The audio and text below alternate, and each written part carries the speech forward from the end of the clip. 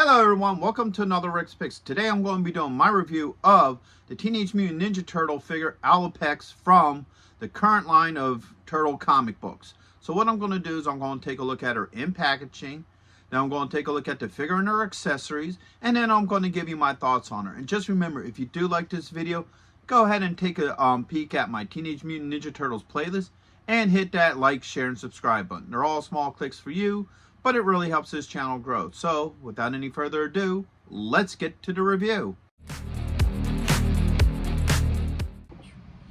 So here she is in packaging. I do like the packaging for her. So first off, let's bring it up a little close so we can see the top here. So you have your Loyal Subject logo here, your BTS ANXE, best features, articulation, and accessories. So you got all that up there as well. Okay. You look at the front of this, you got her name. You got this nice open window where you can see her, all her accessories, the Teenage Mutant Ninja Turtle logo. You also have the Loyal Subject logo under there as well. And it has a limited edition card with it. So spin it around this way.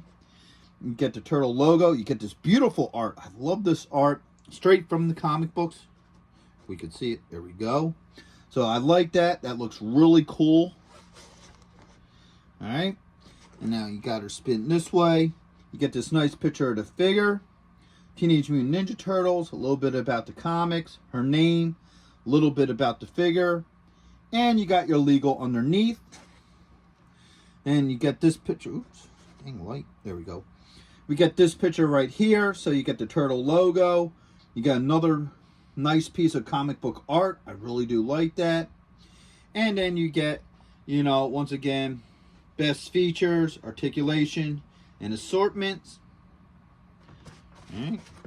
Turning around this way, you got an open window on the top.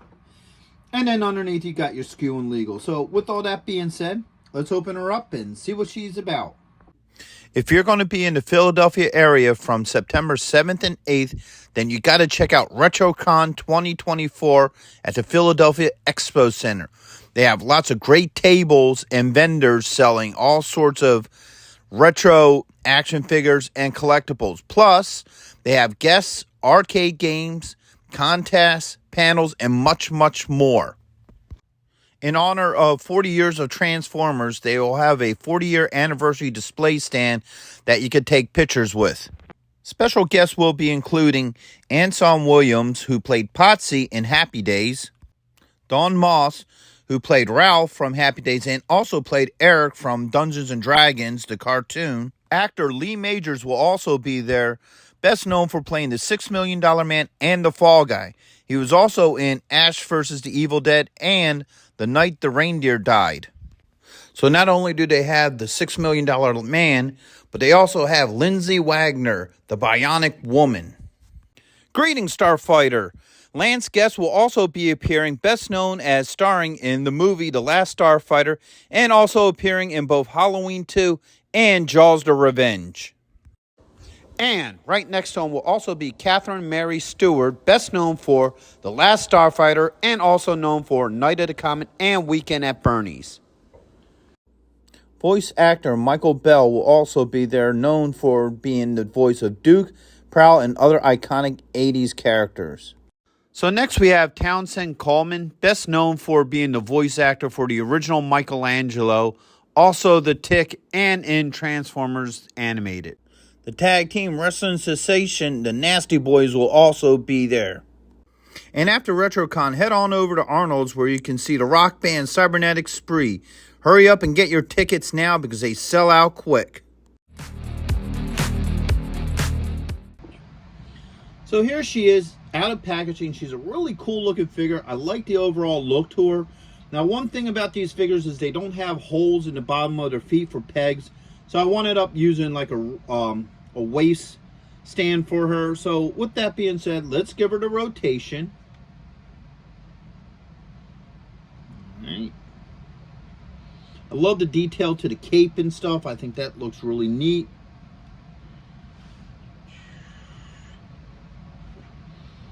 All right. So now let's get an up close and personal look at her. So her face sculpt, I really like the face sculpt on her. I like the detailing around the eyes, the nose, and what have you. I think that's really nice. I like how they did that. I like how they did the armor and everything. Even her claws have, really nice color. The same with the feet.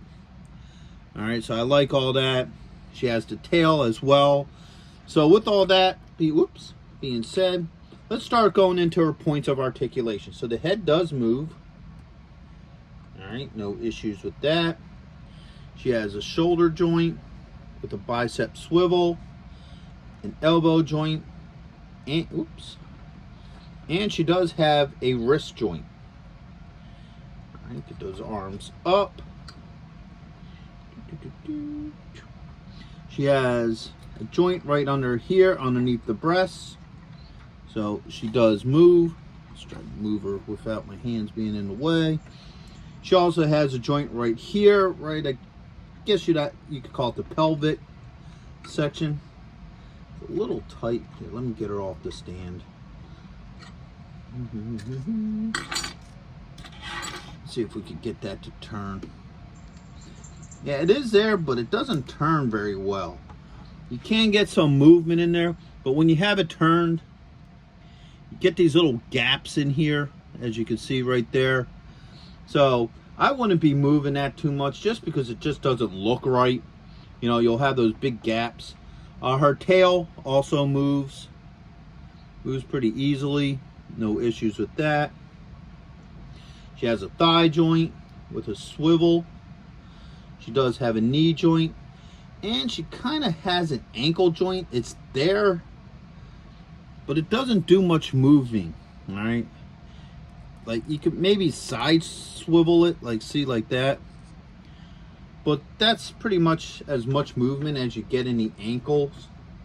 So let's see how well she can stand on her own. Move that out of the way. So she looks like she can stand pretty well on her own, actually, once you get her balanced out. So I like that she can just do that. So overall, so far I'm liking this figure. So let's move her up a little bit closer here. So next, let's look at her accessories. So first off, she has an alternate head, which is growling at you. Here, let's back it up so you can get a little bit more in focus. I like this head design. I think it looks really cool. Definitely, works well with this figure. She has 4 alternate hands. All right, so she has a closed fist. All right. This hand here, which is a semi-open hand. Then she has 2 holding hands. So she has this one here. And she has this one here. And next is her weapons of choice. I don't remember what these are called, but they're really cool. She comes with 2 of them. It's almost like a scythe, I guess, is what it'd be considered as. Or actually, yeah, like a short scythe, I guess. But I'm sure there's an official name to these. But so first off, let's see how well the head swaps. So let's pop this head off. All right, that came off pretty easily. And it looks like when you take the head off, you can also take her cape off too, so you can see the detail in all this. I think what would have been nice while we got the head off is I would have liked to have seen the head piece right here be painted white, so it matches the rest of her body and it would separate it from her outfit. So I think that could have been a little bit better there, that this could have been just a really nice white around there. All right, unless if that's actually more of the character. I don't think it is. But I'm going to pop this on without the cape, just to see how it works. All right, that's pretty tight. All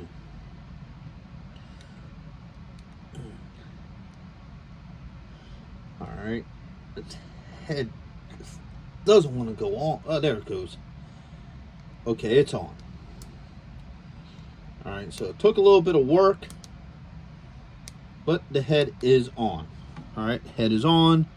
No issues with that. I kind of like that. All right.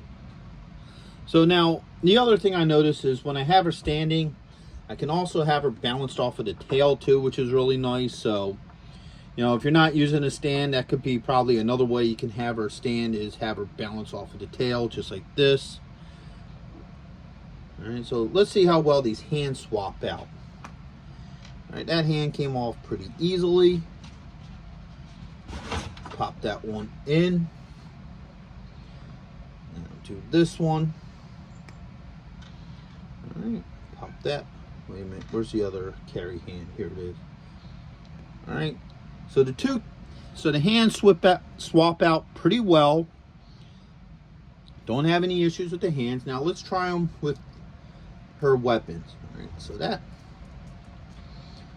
went in pretty easily. All right,